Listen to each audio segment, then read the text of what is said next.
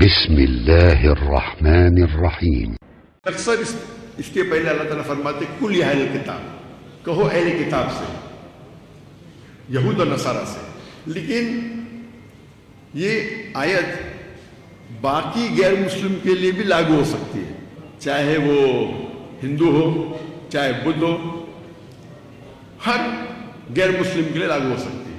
اور اگر آپ ایک سٹیپ آگے جائیں گے تو میں کہتا ہوں کہ آپس میں جو مسلمان میں اختلاف ہوتا ہے تو یہ آیت ہم مسلمانوں کے لیے بھی استعمال کی جاتی ہے، ماسٹر کی ہے۔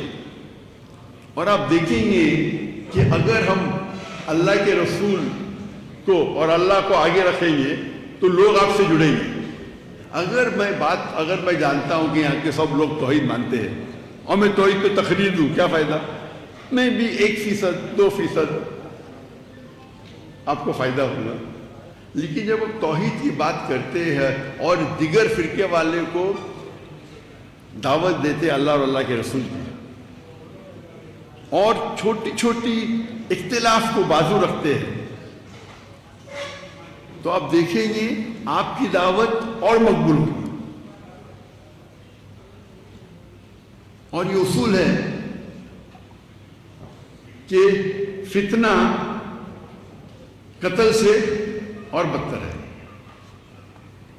تو آپ دیکھیں گے کہ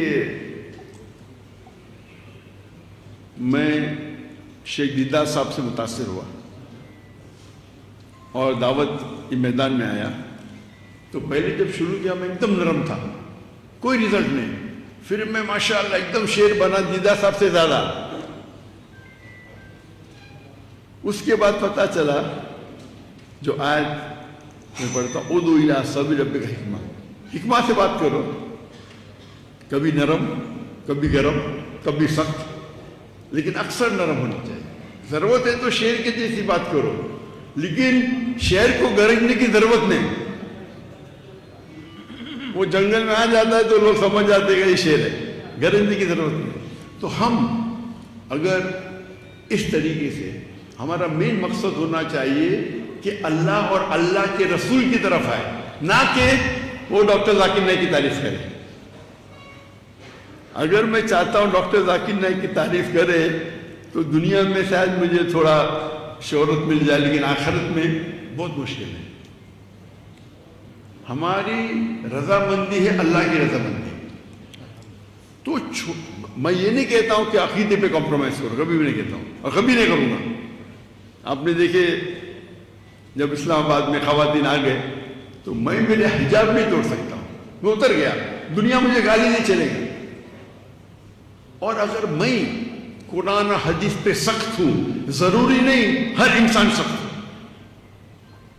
آپ جب دعوت دیں گے تو اللہ کی طرف بلاؤ، لیکن نہیں میں جیسا ہوں میں ہی صحیح ہوں، یہ پرابلم، میں بھی صحیح ہوں بولنا چاہیے۔ اور اختلاف ہے جب ایک ہوتا ہے فرد، ایک ہوتا ہے افضل، تو فرض کے اوپر آپ زور دو، مجھے اعتراض نہیں، افضل پہ کیوں زور دیں؟ آپ افضل پہ زور دینے جاتے ہیں تو کیا ہوتا ہے؟ اختلاف ہوتا ہے، آپس میں جھگڑا ہوتا ہے، فتنہ پیدا ہو جاتا ہے۔ تو آپ کو، اور آپ بڑے بڑے علماء سے جب ملیں گے، مثال کے طور پہ آپ اگر مدینہ میں سے بھی جائیں گے، ان کے علماء کے ساتھ بیٹھیں گے، مثال کے طور پہ شیخ سعود اشرف، ماشاءاللہ جتنے ائمہ ہیں حرم کے، میں سب سے زیادہ ان کی عزت کرتا ہوں۔ اور جب وہ بمبئی میں آئے تو ہم ان کو مختلف مساجد میں لے کے گئے، حنفی کے، شافی کے، اہل حدیث کے، جماعت اسلامی کے، اور وہ مانے بولے جانا چاہیے، اور سب لوگ احترام کرتے ہیں کیونکہ وہ امام کعبہ ہے۔ اور ہم جانتے ہیں کہ جب آپ مسافر ہیں تو افضل ہے کہ عصر کی نماز 4 رکعت کی 2 رکعت ہوتی ہے۔ جب وہ گئے حنفی مسجد میں تو وہاں اختلاف ہوا، تو انہوں نے بولے نہیں میں 4 پڑھوں گا، انہیں نہیں کہا 2 ہی پڑھوں گا، افضل ہی کروں گا، کیونکہ اگر وہ کہتے تھے نہیں میں 2 ہی پڑھوں گا، کیونکہ 4 پڑھنا بھی جائز ہے، افضل ہے 2 رکعت پڑھنا۔